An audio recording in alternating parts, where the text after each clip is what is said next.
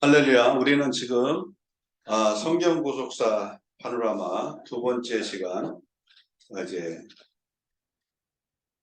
성경 전체를 구약의 율법서 5권, 역사서 12권, 그리고 시가서 5권, 대선지서 5권, 소선지서 12권 이렇게 39권을 했고요. 또 분류를 하고 그 다음에 신약을 사복음서와 사도행전까지 역사서 5권으로, 또 서신서를 로마서부터 유다서까지 21권, 마지막 예언서를 요한계시록 1권으로 이렇게 성경 전체를 그렇게 살펴보고 있습니다. 성경 구독서 파노라마 제2장에서는 성경의 맥을 잡는 방법에 대해서 우리가 함께 살펴보도록 합니다. 오직 구독사의 관점에서 예수 그리스도를 중심으로 맥을 잡는 게 필요하고요.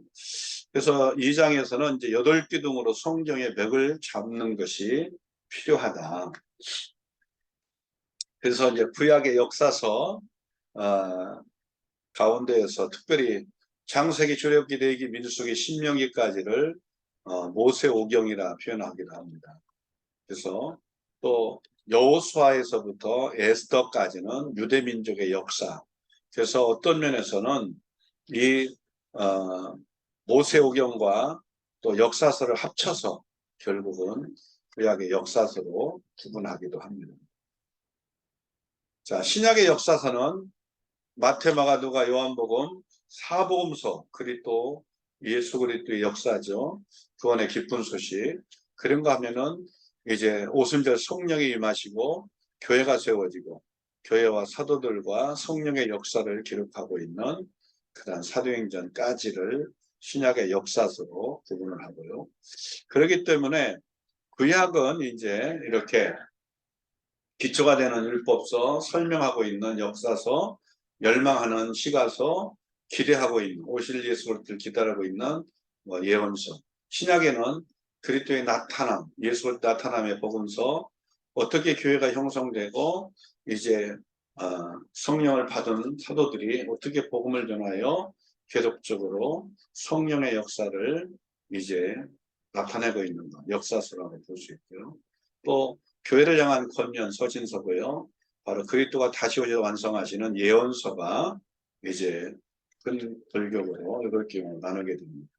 자, 이런 가운데 율법서의 기초가 되는 것은 바로 율법서는 기초라고 하면은 역사서와 시가서는 기둥이고요. 예언서는 이제 지붕과 같은 구약성경 건물로 표현하는 이런 것이고요. 그래서 구약의 분류는 이렇게 율법도 5권, 시가서 5권, 대선지서, 율법 5권, 역사서 12권, 총 17권에 시가 5권, 대선지서 5권, 소선지서 12권, 총 이렇게 구약을 분류할 수 있다. 자, 이런 가운데 이제 율법서의 기초가 되는 하나님의 속성을 이렇게 나눠볼 수가 있어요. 말라기 3장 6절에 불변하시다. 변하지 않는다는 거죠. 시편 90편에 영원하시다. 그리고 그분은요, 에베소 1장 11절에 알파 오메가 되어 주권적으로 일하시는 거예요. 처음부터 끝까지 주권적으로. 계시록 19장 6절에 전능하시다는 것이고요. 바로 시편 139편 7절 10절에 편재하시다. 어디든지 안 계시는 것이 없다 이거예요. 또 그런가 하면은 시편 139편 1절 4절에 그분은 전지하셔서 모든 것들을 다 보고 계시고 알고 계시다. 이사야 6장 3절에 하나님은 거룩하시다. 또 그런가 하면은 그의 속성은 공의로우시다. 디모데후서 4장 8절에 공의로우신 하나님이 재판장으로 나타나셔서 바로 우리의 모든 것들을 재판하신다는 거죠. 자, 요한복음 14장 6절에 바로 예수 그리스도는 진리가 되신다. 진리, 길이요 진리. 그런가 하면 요한일서 4장 8절에 하나님은 사랑이십니다. 그래서 하나님의 속성에 대해서 우리가 이렇게 얘기하고 있는데, 이런 관점에서 우리는 신학에서 이야기하죠. 하나님의 속성 가운데에 인간과 하나님의 형상대로 지음받은 인간과 공유하고 있는 공유적 속성이 있고, 또 하나님만 이제 가지고 계신 비공유적 속성이라는 것으로 구분할 수도 있어요. 자, 이런 가운데에서 이제 율법서의 기초 가운데 두 가지 큰 계명이 있죠. 첫째는 이제 하나님 사랑이에요. 마음을 다하고 목숨을 다하고 뜻을 다해 주너의 하나님을 사랑하라. 첫째부터 이제 네 번째까지 계명이 해당되는 거고요. 그런가 하면 이제 둘째는 바로 내 이웃을 내 몸과 같이 사랑하라 이렇게 표현하고 있지만 5계명부터 10계명까지의 이웃사랑에 대한 계명입니다. 자, 그래서 10계명은 이렇게 1계명부터 4계명까지가 하나님과의 관계를, 5계명부터 10계명까지 인간과의 관계를 표현하고 있다. 역사서는 이제 율법서와 역사서로 구분하고 있는데, 역사서는 기초가 되고 하나님의 성품을 잘 드러내고 있고요. 그래서 하나님이 누구시고 하나님의 이름입니다. 어떤 분이고 하나님의 성품이죠. 그리고 하나님이 행하시는 놀라운 구속의 역사, 이것들을 하나님이 누구이고 어떤 분이고 무엇을 행하기를 원하시는지 이런 것들을 잘 드러내고 있는 게 율법서라고 볼 수 있어요. 이 가운데에서 구약에서는 특별히 개인제, 그 율법서에서는 개인적으로 그렇게 율법을 제정하시고요. 역사서는 12권으로 이제 하나님의 택한 그러한 언약의 자손들의 역사, 그 역사 속에 하나님 은혜가 어떻게 이제 시작이 되고 어떻게 진행되는가 설명해 주고 있어요.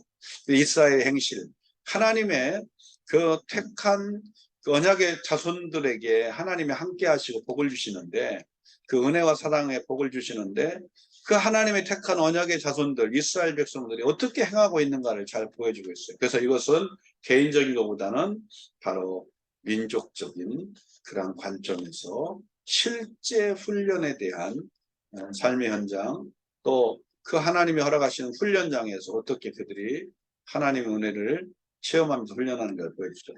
역사서를 설명하다 보면은 이 12권 역사서, 여호수아, 사사기, 눕기, 사무엘 상하, 열왕기 상하, 역대 상하, 또 에스라, 니에미야, 에스더까지의 12권으로 역사서를 구분할 수가 있고요.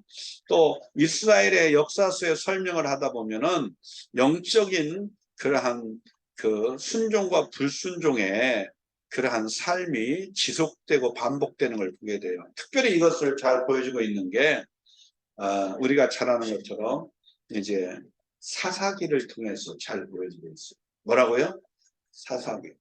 그래서 사사기는 350년 동안 7번씩이나 그들이 이제 그 하나님의 은혜와 안에서 살아가지 못하고 결국은 그 은혜를 저버리고 범죄에 타락하여 하나님의 심판이 임하지만 그들이 이제 회개하고 또다시 하나님의 구원의 은총을 강구해서 하나님께서 또 구속의 은혜를 베풀어 가지고 그게 사사 군대장관을 통하여, 그리고 그 사사는 결과적으로 이제 전쟁에서 승리하고 또 자유와 평화를 허락하시면 또 재판관의 역할을 감당하는 거예요. 그래서 사사는 두 가지의 기능이 있다.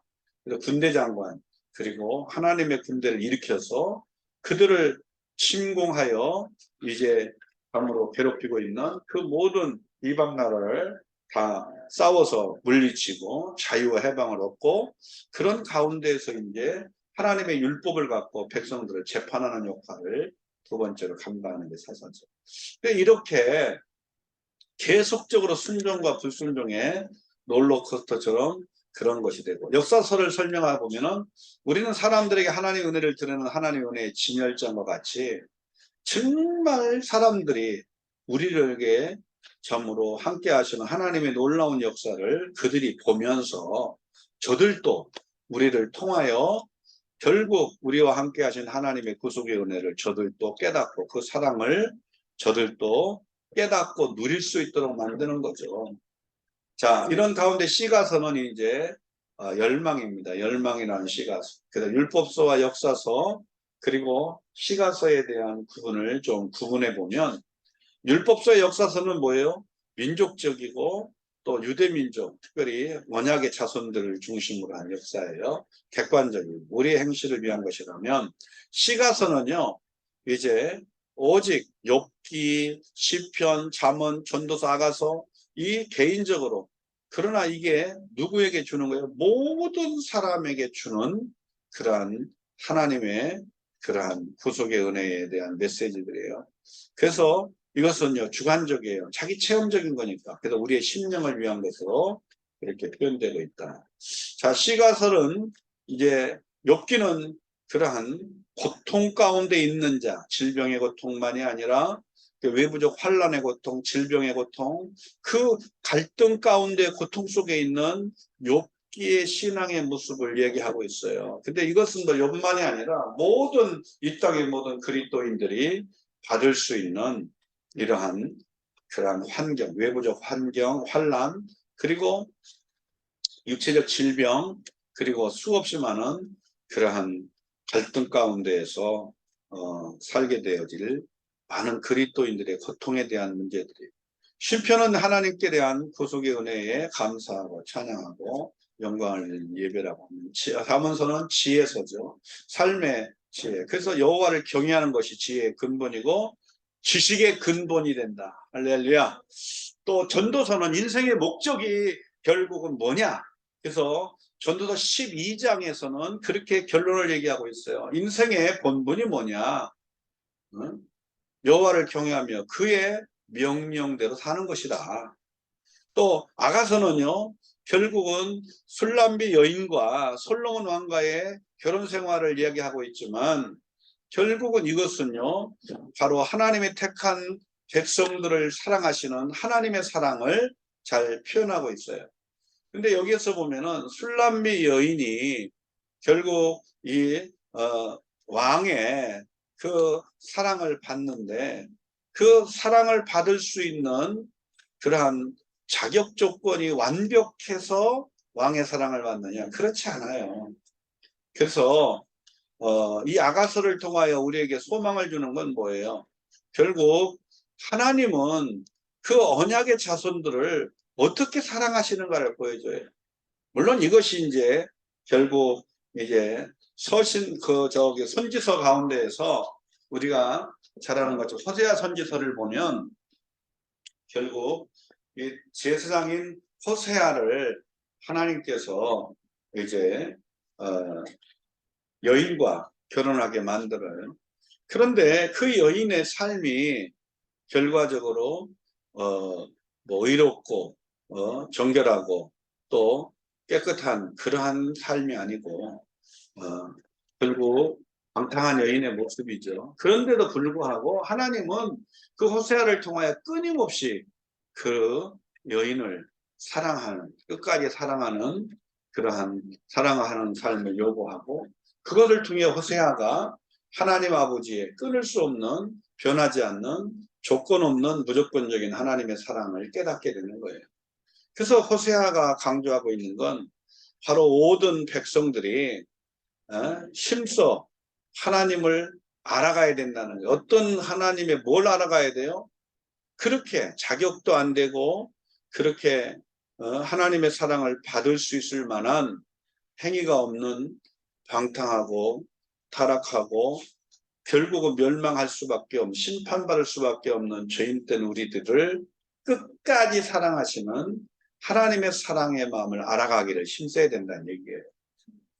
그래서 오늘 우리가 이런 것들이 시가서에서 체험적인 체험서를 통해서 잘 알려주고 있고, 이제 예언서는 선지서를 얘기하고 있는데요. 이스라엘의 선지자들을 이제 우리가 크게 이사야, 에레미야, 에스겔, 다니엘을 우리는 대선지서라고 얘기를 해요. 그래서 에레미야가 이제 586년에 이제 성전이 무너지는 것, 바벨론의 3차 침공을 통하여 성전이 무너지는 걸 바라보고 애통하며 이렇게 그 비탄의 시를 기록한 것이 에레미야 애가 슬픔의 노래. 그래서 이제 이것이 이사야, 에레미야와 에레미야가 쓴 에레미야 애가까지 합쳐서 에스겔, 다니엘까지 이렇게 대선지서로 구분을 해요. 대선지서와 소선지서의 구분은, 대선지서는 예언한 분량이 많다. 그래서 길이가 길어요. 장수가 길다는 얘기죠. 소선지서는 활동한 기간도 짧고 그 예언한 분량이 짧고, 그래서 보편적으로 이게 기록한 성경의 장수가 짧습니다. 그런데 이사야와 에레미야는 포로가 되기 전에, 바벨론 70년의 포로가 되기 전에 이제 너희들의 범죄로 인하여 회개하지 않으면 결국은 포로로 잡혀가게 되고 고통을 받게 될 것이다. 그러나 그러나 하나님이 너에게 주려고 하는 것이 바로 재앙이 아니고 사망이 아니라는 거죠. 그래서 오히려 그들을 이제 하나님께서 회개시키고 생명과 평안을 얻게 하기 위한 거라는 거예요. 그래서 이제 끊임없이 그들을 향한 하나님의 사랑에 대한 마음을 갖고 이사야서와 이사야 선지자와 에레미야 선지자가 강조하고 있죠. 자, 이런 가운데에서 에레미야가 특별히 이제 바벨론에 의하여 3차 침공 때 성전이 파괴되는 것들을 보고 이제 슬픔 속에서 이제 기록한 에레미야가 있다고 말씀드렸어요. 그런 가운데 포로로 잡혀간 상황 속에서 백성들과 함께 2차 포로에 잡혀갔던 에스겔, 이 그발강가에서 포로 난민 수용소 같은 그런 곳에서 절망 가운데 있는 백성들과 함께 있던 에스겔 선지자에게 하나님께서 환상을 보여주시며 이제 소망을 갖게 하신 거예요. 그래서 이제 성전에서 이제 물이 흘러나와서 문턱을 넘고 그것이 발목을 적시고 무릎을 적시고 허리를 적시고 결국은 아주 창일하게 덮고 생명의 역사를 이루는 것을 이제 회복에 대한 관점으로 그렇게 예언을 하게 되죠. 그래서 이런 것들이 결국 에스겔 선지자는 주어진 현실은 너무나 아주 절망적이에요. 지금 뭐 1차 포로 때 다니엘이 잡혀갖고 왕궁에서 그 바벨론 왕을 섬길 수 있도록 훈련하고 하는 소년들의 이야기가 나오잖아요. 그러니까 이 2차 포로 때 잡혀간 사람이 에스겔 선지자예요. 그래서 완전히 그 당시에 1차는 왕족과 귀족을, 그리고 2차에는 가장 군대 지도자부터 시작해서 또 기술자들, 가장 그 사회에, 그 예루살렘에 다시는 바벨론을 향하여 반기를 들지 못하고 다시는 회복을 일으킬 수 없는 그러한 상황이 되도록 영향력이 큰 사람들은 다 잡아갔어요. 2차 포로 때. 그러니까는 뭐 그 당시에 뭐 에스겔 선지자도 2차 포로 때 끌려가게 되면서 그때 상황이 가가지고 현실이 아주 절망적인 거예요. 너무나 포로 난민 수용소의 상황이 어떤가를 여러분들이 이해하잖아요. 이런 가운데 있는데 하나님은 그의 눈을 열어서 환상을 계속 보여주면서 하나님이 반드시 하나님의 영광을 위하여 결국 그들을 포로 가운데 돌아오게 하여서 무너진 성전을 회복시키고, 할렐루야, 정말 다시 한번 그 영광을 다시 회복시키겠다고 말씀하는 거예요. 그래서 에스겔 선지자는 정말 그들에게 보이는 현실, 절망적인 상황 가운데서 위로와 소망을 주는 말씀이고요. 다니엘서는 1차 포로에 잡혀갔던 귀족 출신 중에 왕족과 귀족들이 잡혀갔는데 그 다니엘과 세 친구들이 어떻게 뜻을 정하고 하나님의 은혜 가운데에서 지혜를 주셔서 느부갓네살 왕의 꿈을 알고 꿈을 해석하고, 그래서 왕의 그러한 인정을 받고 높임을 받고 결국은 그 상으로 다니엘은 결국 그 바벨론의 그 모든 것들을 다스리는 자가 된 거죠. 또 다니엘의 요구대로 결국 세 친구들은 지방 관원이 돼요. 자, 이렇게 되어졌지만 그들에게 끊임없이 위기가 오죠. 그 위기가 결국은 이방신을 섬기는 그러한 위협 가운데서 이방 신상을 세우고, 거대한 신상을 세우고 높이 30m, 폭 3m의 거대한 신상을 세워가지고, 꿈에 본 신상이죠, 느부갓네살이. 그것을 신상을 세워서 그 앞에 절하지 않으면 결과적으로 풀무불에 집어넣는다고 하는 상황이 되죠. 이런 때에 이제 지방 관원들이 이 다니엘의 세 친구들을 모함을 해서 결국 그 신상 앞에 절하지 않는다는 명분으로 풀무불에다가 집어넣으라고 하죠. 우리가 생각할 때는 그 정도 되면 하나님이 들어가지 않고도 살아날 수 있도록 도와줄 걸 생각하는데 그렇지 않아요. 그리 아니하실지라도 그 세 친구들의 믿음은 하나님이 우리를 구원하지 아니할지라도 우리는 풀무불 속에 믿음으로 들어간다. 왜? 영원한 것들을 알고 있고 보고 있고 영원한 가치를 갖고 있기 때문에 그래요. 그래서 결국은 육은 잠깐 죽여도 그 영혼은 죽일 수 없는 그러한 세상 권력을 알고 그 영혼과 육신을 동시에 죽이기도 하고 살리기도 하시는 하나님의 권능을 알기 때문에 결국 새 친구들은 풀무불 속에 들어가요. 근데 새 친구들이 들어갔는데 분명히 3명이 들어갔는데 4명이 돌아다니는 것을 보게 된 거죠. 그런데 놀라운 사실은 그들을 붙잡아가지고 풀무불에 집어넣던 군인들은 다 죽었는데 불에 다 죽었어요. 워낙 불이 막 7배나 강하게 만들어서. 그게 얼마나 불꽃이 강한지 그들을 집어넣다가 그들이 다 죽었어요. 그런데도 이 3명과 더불어 4명이 돌아다니는 모습을 밖에서 지켜보게 되면서 때가 되어서 이제 그들이 본 광경은 놀랍죠. 그게 바로 뭐예요? 아니 분명히 4명이 돌아다니게 쓴 걸 봤는데 1명 없어지고 3명만 나왔는데 참 희한한 것은 그들을 묶고 있던 그 결박한 그러한 끈은 다 불로 타서 없어졌어요. 근데 결박도 없고 자유롭게 됐는데 그들이 입고 있던 옷조차도 탄 냄새가 나지 않을 정도로 하나님이 보호하십니다. 우리는 이제 그리 아니하실지라도 풀무불 속에 들어가는 일만큼은 허락지 않을 것이다. 내 자존심만큼은 하나님이 세워줄 것이다. 여러분들이 이게 하나님의 영광을 위한 것인지 하나님이 계획하시고 언약하신 하나님의 뜻대로 이루어지기를 원하는 기도인지 아니면 내 자존심을 내세우기 위한 기도인지를 생각을 해봐야 합니다. 우리의 감. 다니엘서는 철저하게 다니엘과 세 친구들이 하나님의 영광을 위한 하나님의 말씀대로 순종하기 위한 뜻을 정한 믿음이었어요. 그 믿음이 하나님의 보호하심 속에 승리하게 되는 걸 보여주고 호세아, 요엘, 아모스, 오바다, 요나, 미가, 나움, 하박국, 스바냐, 학개, 스가랴, 말라기 우리는 이 선지자들 참으로 구약 성경에 특별히 이 선지자들을 우리가 참으로 살펴볼 수가 있습니다. 그러면서 예언서에서 기대하고 있는 게 뭘 기대합니까? 바로 하나님께서 의로움을 기대하고 그래서 하나님의 선지자를 통해서 계속 하나님의 말씀을 이제 주시고 그 말씀을 받은 선지자가 대언을 하는 거죠. 그러니까 자기가 계시를 자기가 받아서 하지만 그게 누구의 이야기예요? 계시를 허락하신 하나님의 말씀입니다 하고 대언을 하는 거예요. 아멘.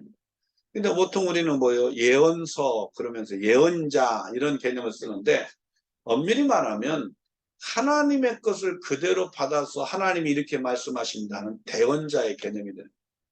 하나님이 이제 선지자를 통하여 이스라엘 향하여 의로움을 기대하며 대언하죠. 선지자들이.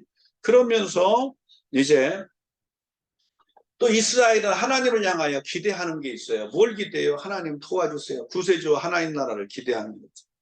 우리를 구원하시고 진정으로 우리를 통한 하나님의 나라가 이제 아름답게 이루어져 가기를 원하는 그러한 기대를 갖고 이제 안도하는 거죠. 자, 이런 가운데에서 복음서, 신약의 복음서는요, 어떻게 돼요? 바로 구약에 예수 그리스도가 나타나시기 위한 준비를 해요. 구약, 예비. 그래서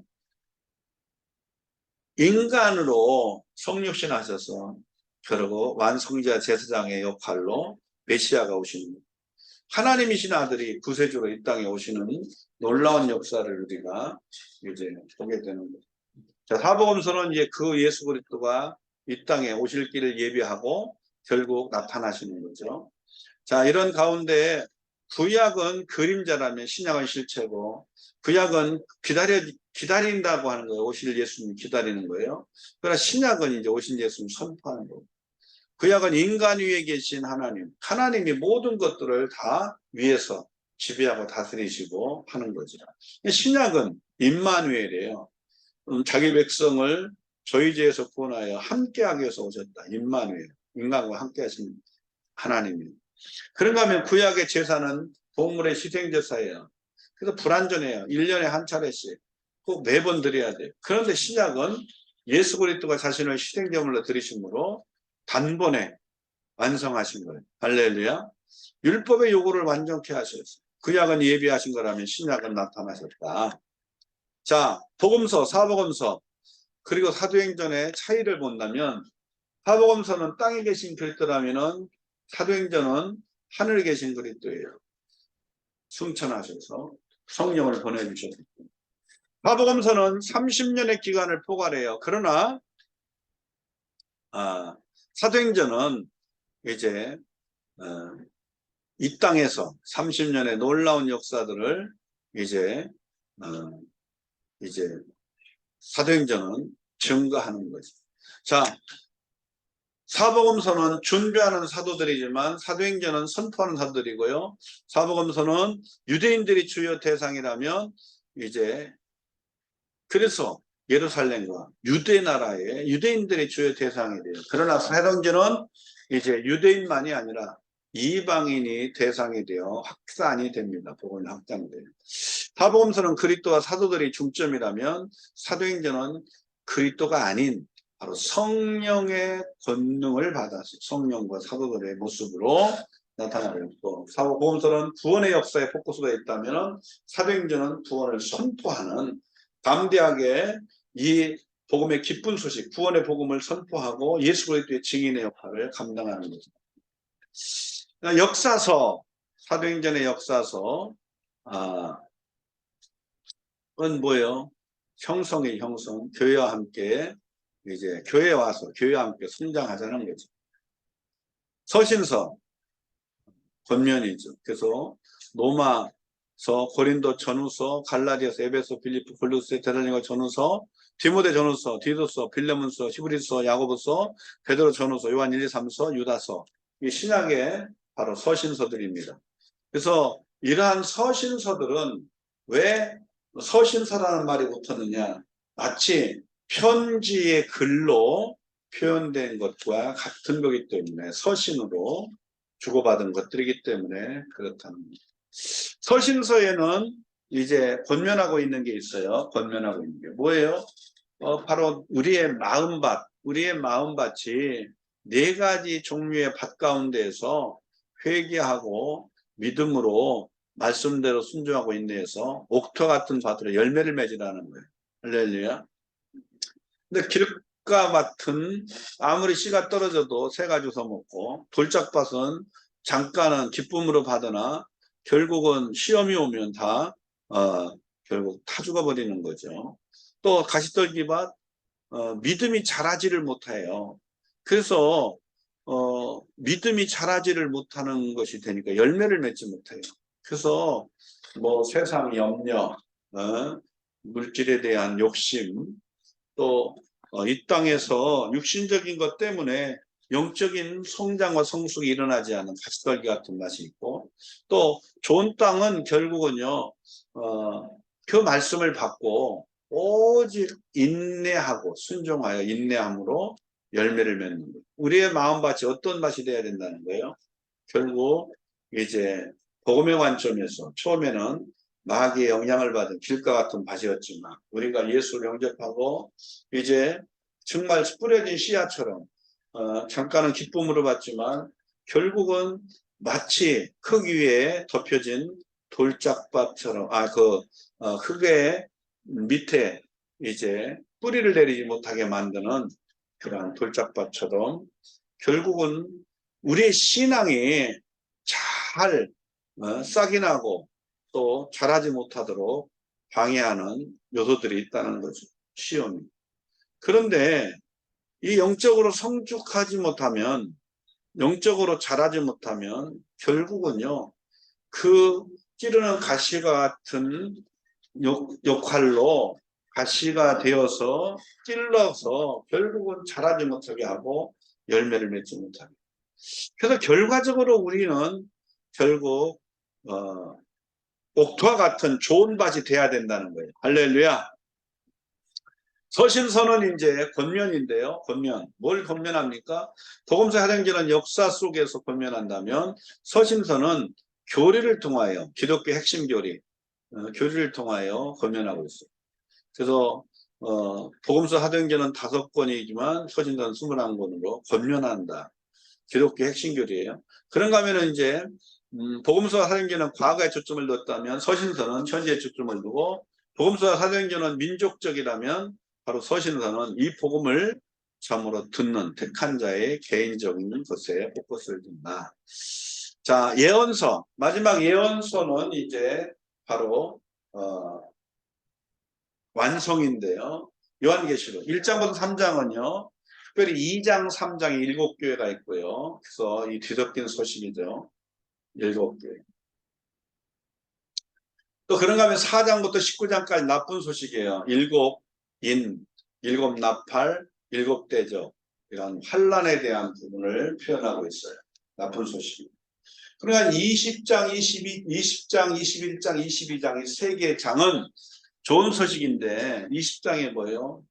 바로 마귀가 무정행에 갇혀지고 천년왕국 동안 주님이 만드시고 통치하신 천년왕국 동안 이제 왕노릇하게 될 것들, 21장의 하늘과 새 땅에 대한 새 예루살렘 성에 대한 이야기, 22장에 속히 다시 와 상 주실 그 주님이 상을 가지고 속히 다시 오겠다 권면하고 있는데, 그래서 우리가 참으로 이 하나님 나라에 대한 좋은 소식들이요.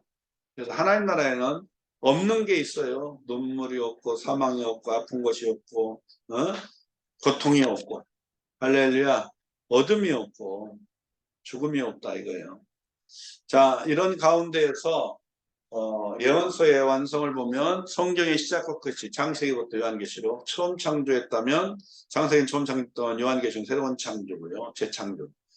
그런가 하면은 창세기는 두 명의 순결한 인간으로부터 시작을 하지만 요한계시록은 구속받은 수많은 신옷을 입은 우리들, 바로 구속받은 수많은 성도들에 대한 이야기. 할렐루야. 그래서 하나님의 완전한 통치, 하나님과 조화를 이루는 모든 피조물에 대한 이야기. 자, 지금까지 이제 강연 내용을 핵심에서 정리를 해보면 이렇게 성경을 아까는 역사, 체험, 예언 이 세 개의 골격, 그렇다면 이제 8개의 구약 4개, 신약 4개 이러한 기둥을 갖고 구약의 율법서, 역사서, 시가서, 예언서라고 하는 이러한 기초 위에, 율법서의 기초 위에 역사서와 시가서의 기둥과 그리고 지붕과 같은 예언서, 이렇게 해서 골격을 가지고 이해하면 훨씬 효과됩니다. 신약에는 이제 사복음서와 사도행전 역사서, 그리고 서신서, 마지막 예언서라고 하는 요한계시록을 통해 어떻게 완성될 것인지를 우리가 이해하면 되겠다. 지금까지 8가지 성경을 아주 66권을